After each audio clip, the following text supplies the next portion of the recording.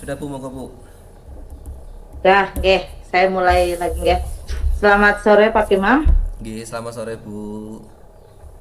Yes, bertemu lagi nggih. Kira-kira hari ini sore ini apa yang mau kita omongin? Nggih Bu, Ada dari permasalahan apa? nggih kebetulan sebelumnya saya minta maaf nggih Bu, dari tadi pagi nggih saya menghubungi Bu Siti nggih.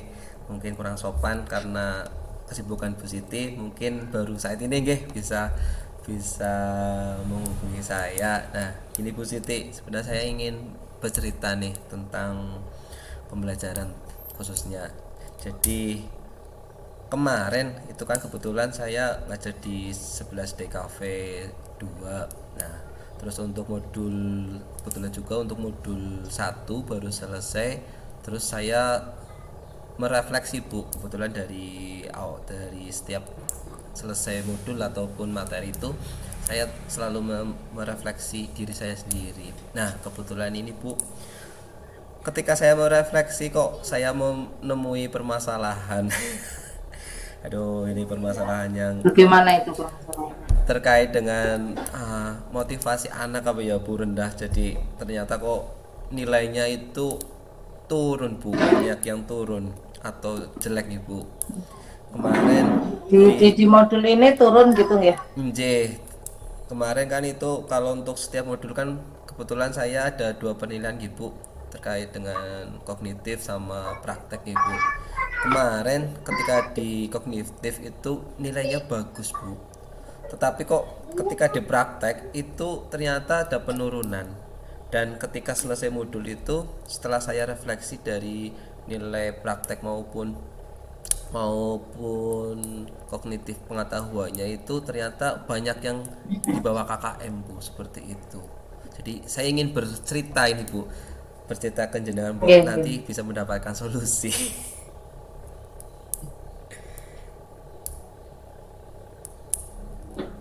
Nggih, nggih. Berarti ini jenengan permasalahannya tentang motivasi anak ya.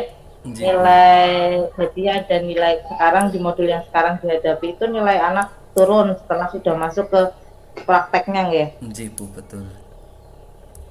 Ya kira-kira eh, dari permasalahan yang jenengan alami itu idealnya kondisi yang seharusnya itu seperti apa Pak?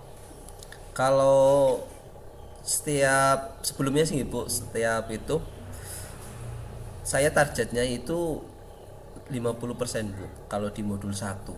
Ya kan itu kan kalau untuk modul satu itu kan yang awal-awal Bu.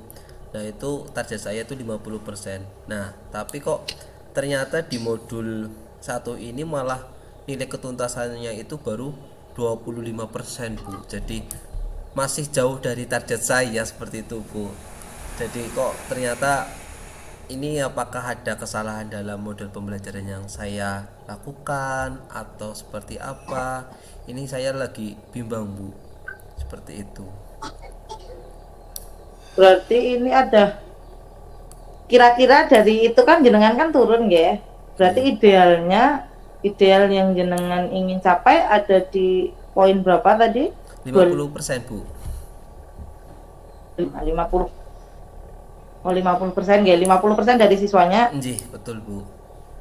Oke, berarti ini baru sekitar 20% ya. Nggih. Ya, berarti posisi sekarang itu jenengan ada di 20. Nggih, Yang 25 ingin Bu. jenengan oh 25 ya, 25%. 25 putar. Ada di 25, nah jenengan yang ingin jenengan capai itu ada di 50% untuk 50%. modul satu. Nah, kira-kira eh, untuk membuat sesuatu itu menjadi yang jenengan permasalahkan itu kira-kira sudah ada gambaran nggak apa perubahan yang ingin sebenarnya saya ingin merubah di bagian ini loh seperti itu sudah ada gambaran belum? Kalau gambaran sih nggih Bu, setelah kemarin saya setelah refleksi diri saya sendiri, kebetulan itu di modul satu itu saya hanya menerapkan satu model metode pembelajaran Bu, model pembelajaran. Jadi kemarin saya hanya menekankan di PJL, PBL, Project Based Problem Based Learning. Nah, di situ Nggih. setelah saya merefleksi kok ternyata dari model pembelajaran yang saya pilih di problem based learning itu ternyata nilai anak-anak baik. Nah, untuk Oke. proyeknya kebetulan kemarin saya juga pakainya PBL. Jadi anak itu mencari permasalahan produknya dulu, setelah itu mau mencari, setelah itu merancang dan membuat. Ternyata itu tidak apa ya namanya ya, tidak tidak efektif menurut saya Bu, karena di situ anak hanya saya kasih contoh, setelah itu anak hanya mencari permasalahannya, tidak kreatif, tidak sesuai dengan kompetensi anak Bu, seperti itu. Jadi setelah itu semalam saya berpikir saya harus merubah model pembelajaran saya. Nah, rencananya saya itu nanti di modul 2 itu nanti saya akan mau menerapkan PJBL Bu, Project Based Learning. Jadi dimana nanti anak-anak benar-benar fokus, nanti kita utamakan di projectnya. Kebetulan kami di jurusan G DKV, jadi anak-anak benar-benar nanti fokus dalam pembuatan projectnya. Nanti untuk nilai kognitifnya nanti kita sisipkan dengan sesuai dengan bukan sesuai, sebelum anak membuat project. Jadi nanti rencananya saya itu nanti tetap kita kita adakan untuk lingkup materinya, yang harus apa yang harus dikuasai, terus apa yang harus dituju, terus nanti kita coba anak-anak itu merancang pembuatan seperti itu Bu. Nanti ketika merancang itu kita kasih untuk penilaian kognitifnya Bu. Jadi rencana saya itu nanti di modul 2 akan menggunakan model pembelajaran PJBL seperti itu Bu.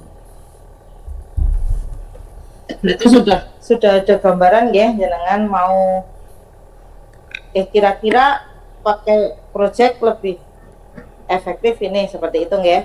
J, kalau setelah saya itu refleksi, sepertinya untuk modul 2 itu karena kelemahan saya di produknya, jadi saya ingin mencoba menggunakan model pembelajaran baru, yaitu PJPL Bu, seperti itu. Iya, iya. Berarti dari yang sudah jenengan pikirkan ini ya, kira-kira dalam waktu dekat besok besok seperti itu. Besok atau dalam 1 minggu ini jenengan mau apa yang kira-kira bisa dilakukan duluan? Kalau dengan PJBL nggih Bu, kan sintaknya kalau nggak salah ada 5 nggih. Paling karena untuk mapel produktif itu kebetulan banyak, yaitu untuk pertama itu paling nanti kita mencoba sintak-sintaknya dulu Bu, mencoba sintaknya, sintak 1 untuk pertemuan pertama, sintak 1 sampai sintak 3, yaitu perencanaan. Terus nanti untuk pembuatan dan evaluasi nanti paling saya berikan di pertemuan kedua Bu, seperti itu. Jadi nanti kita coba dua pertemuan itu apakah nanti ada progresnya atau tidak, seperti itu. Nanti kalau misalkan ada progres baik, berarti itu untuk model pembelajarannya itu sudah sesuai seperti itu Bu. Ya, berarti ini kalau dilihat dari rencana jenengan kira-kira bisa dilihatnya setelah 2 pertemuan ya. Jih Bu, betul, setelah 2 pertemuan. Karena untuk model PJBL itu kalau sesuai dengan sintaknya kayaknya dibuat 2 pertemuan kayaknya nggak bisa sih. Malah Dibuat 1 pertemuan bisa nggak lebih. bisa. Minimal kan 2 pertemuan nggih. Seperti itu Bu. Oke.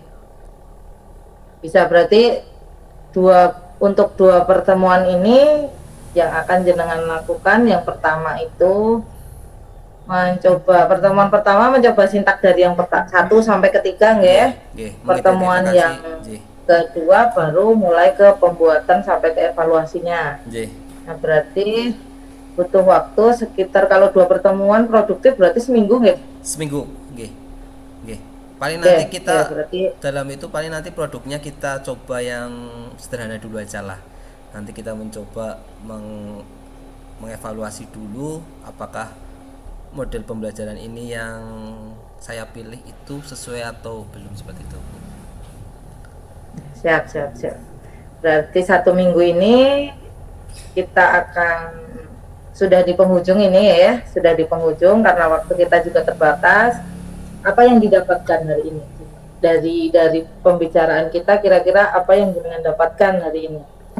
Untuk hari ini Bu, saya merasa senang sekali nggih bisa bertemu dengan Bu Siti yang dari pagi saya cari tapi saya memaklumi lah karena kesibukan jenengan. Nah, tapi dengan ketemunya Bu Siti, alhamdulillah ada manfaat untuk saya sendiri bisa plong karena kemarin saya agak kepikiran kok ini nilai KKM-nya yang KKM itu sangat rendah sekali, tetapi dengan ketemu Bu Siti ini rasa plong nggih karena saya mempunyai permasalahan, saya mempunyai apa ya keinginan tapi ketika nggak diceritakan ke orang lain atau berbagi kayaknya kurang pas, jadi akhirnya tadi pagi saya menghubungi Bu Siti dan alhamdulillah hari ini terima kasih nih sore ini jenengan sudah memberikan apa ya semacam motivasi lah untuk saya bisa agar bisa untuk mencapai sesuai dengan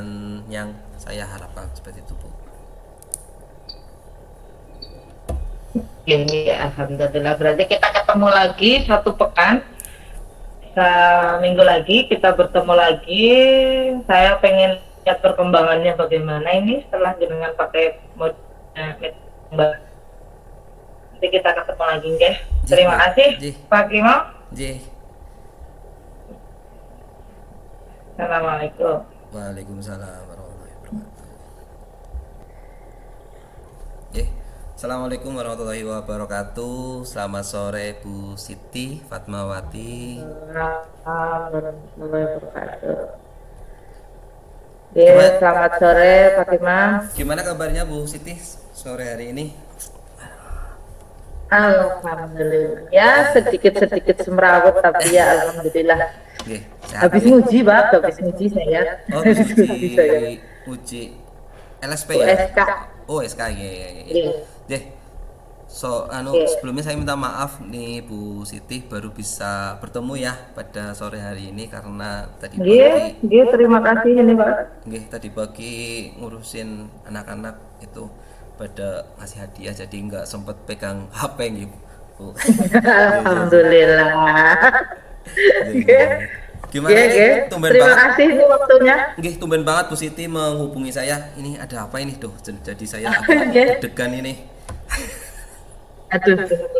Begini Pak Imam. Gimana? Ada sedikit permasalahan di kelas biasalah anak-anak. Itu saya itu sering nemu anak-anak yang kalau dikasih proyek itu kayak nggak pede, nggak percaya dengan produknya sendiri. Jadi dia kalau ngerjain proyek, apalagi saya kan programming ya, mereka ngerjain proyek sebenarnya kalau mereka duduk diam di depan komputernya nyetrip itu sebenarnya bisa mereka kalau saya tungguin di sampingnya gitu. Tapi kadang itu kayak nggak kayak diri, mereka lari-lari ke mejanya teman-temannya. Bener orang sih skripsi seperti itulah. Itu permasalahan yang sering terjadi. Jadi anak itu kayak jadi terkesan nggak mandiri, nggak percaya diri kayak gitu Pak. Tapi nggak kadang sebenarnya kalau saya tes misal mendadak saya tungguin coba dia ngerjain, saya tungguin duduk di sebelahnya gitu, sebenarnya lancar saja dia ngerjain. Nah itu buat saya bingung di situnya itu Pak, biar dia termotivasi. Sebenarnya kamu bisa loh, kamu percaya loh, kamu mandiri loh gitu. Itu kadang kurang. Karena kan saya kan kadang bikin, misal hari ini kita ngerjain proyek perpustakaan seperti itu kan, bikin aplikasi perpustakaan semua. Nah kadang itu nggak percaya, apa ya kayak gini sih, apa ya kayak gini, mulai dari perencanaannya sampai skripnya. Nah itu pada kadang nggak percaya dengan kerjaannya sendiri kayak gitu Pak. Oh, berarti intinya anak itu tidak percaya nggih sama kompetensi yang dimiliki sama anak dalam pembuatan proyeknya nggih Bu. Nggih. Oh, nggih. Ini setiap proyek atau gimana ini Bu?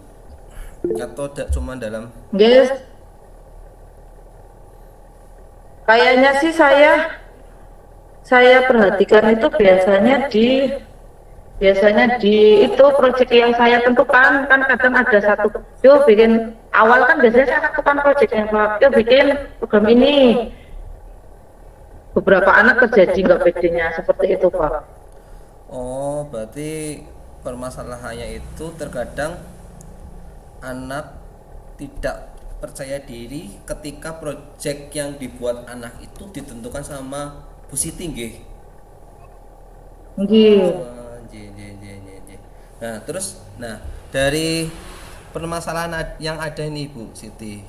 Nah, kira-kira kan yang jelas Bu Siti jelas lah ini tetap merefleksi diri nggih setiap akhir pembelajaran Nggih, saya nggih, nggih, nggih.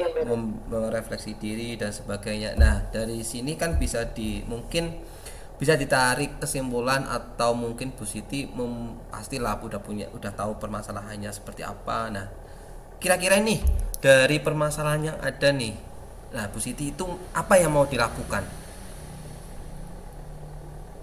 Mungkin itu ya Pak, dicoba dengan itu setelah belajar diferensiasi, kayaknya bisa dicoba dengan diferensiasi produk mungkin ya. Jadi misal proyek yang mau mereka kerjakan itu silakan milih sendiri temanya seperti itu. Jadi kan bisa sesuai dengan keinginan mereka, sesuai dengan keinginan apa yang mereka sukai kayak gitu kan. Jadi mungkin bisa nambah percaya diri mereka. Oh, aku taunya aplikasi yang kayak gini kok alurnya seperti itu. Itu Oh, mungkin, cuma mau nggak mau kan tetap kompetensi, beberapa kompetensi harus masuk. Nah itu dikasih kasih batasan apa enggak, jadinya boleh aplikasinya bebas tapi harus ada, misal ada menu buat login, ada menu buat transaksi seperti itu mungkin guys. iya. Berarti dengan permasalahan ada itu nanti Bu Siti mau mencoba nggih menggunakan cara berdiferensiasi produk nggih yang nanti dibuat sama siswa ya. Nah, Bisa sepertinya dicoba itu. kira-kira ada cara lain nggak Bu? Atau cuman menurut jenengan ini satu cara ini udah cukup nih? Atau nanti mungkin Bu Siti itu mempunyai cara-cara atau alternatif lain biar untuk anak itu lebih percaya diri? Mungkin yang terpikir di depan itu diferensiasi produk ya. Terus yang kedua itu sepertinya dibuat seperti checklist ketercapaian apa enggak. Jadi kan ada diferensiasi prosesnya juga. Jadi kan beberapa anak, kadang anak tuh nggak percaya dirinya karena dia temennya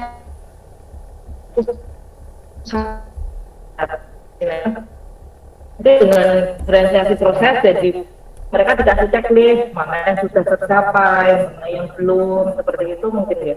Jadi anak itu tahu posisi dia di mana gitu.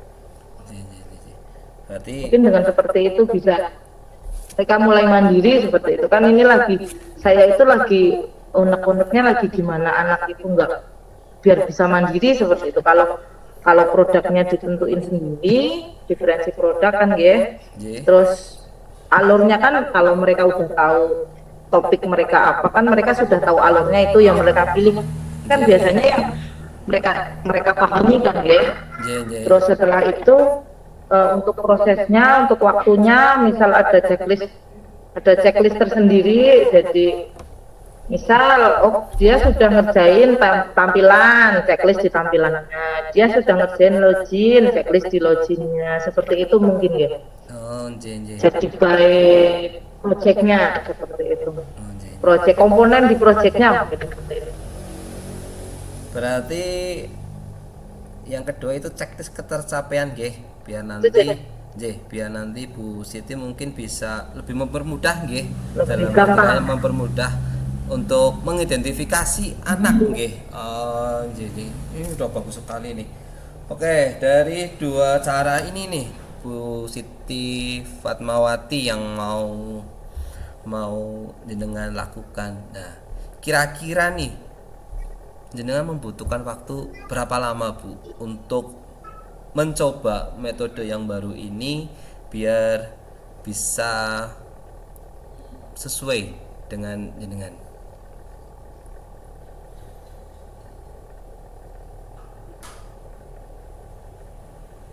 Pak, bikin produk kan biasanya kita butuh waktu lama, bisa sebulanan itu. Itu pun kalau mereka bisa praktek terus.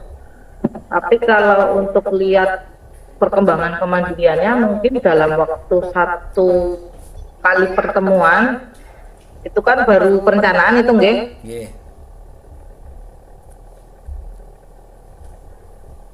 Terus Tuh. Mungkin di situ bisa dilihat mereka sudah mulai anteng duduk di mejanya atau mereka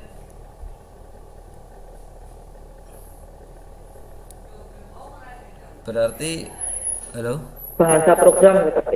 Oh, berarti dilihat dari satu kali pertemuan Bu. Nanti dilihat dulu satu Yeah. kali pertemuan, anaknya nanti ada perubahan secara Yeah. secara duduk dan sebagainya, nanti udah ada perubahan atau belum nggih.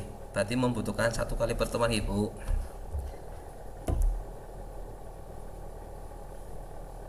Halo.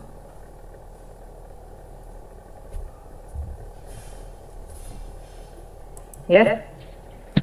Cas B. Nah, terus halo. Nah, dalam satu kali pertemuan ini Lo kok commute Pak? Dipun? dalam satu kali pertemuan Nggih, ini nggih.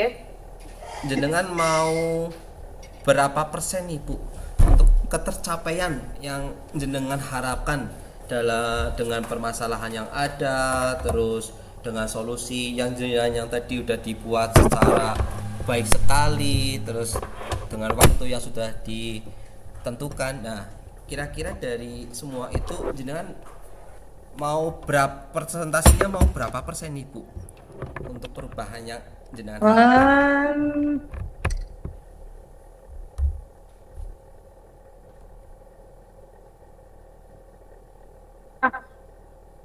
Kira-kira ada 20-an, 20, 25 anak anteng itu kayaknya bagus.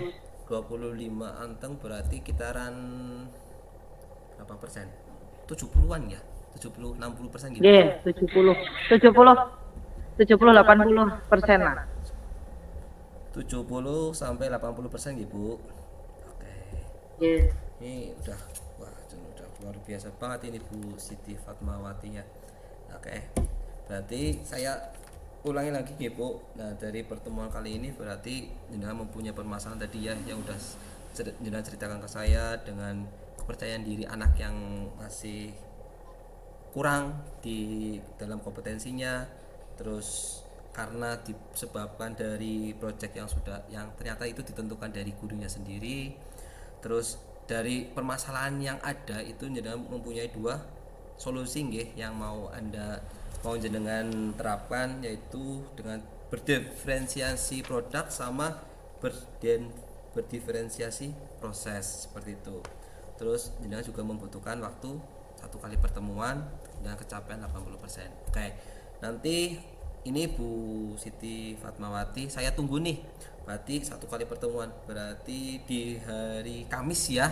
Nanti kita ngobrol-ngobrol lagi gitu. Kita ngobrol-ngobrol lagi sharing. Siap. Nanti siapa tahu nih dari solusi yang jenengan sudah rancang. Nah, siapa tahu nanti ini benar-benar bisa berjalan dengan baik. Nanti bisa saya contoh seperti itu Bu. Nggih. Nggih, kayaknya seperti itu nih Bu, karena sudah sore nih. Saya belum sholat asar. Terima kasih. Jadi saya mau sholat asar dulu seperti itu Bu. Terima kasih Pak Kemal. Nggih. Ngapunten. Nggih. Oke, saya akhiri Bu. Assalamualaikum warahmatullahi wabarakatuh. Selamat sore Bu Siti Fatmawati. Waalaikumsalam warahmatullahi wabarakatuh. Nggih, selamat sore.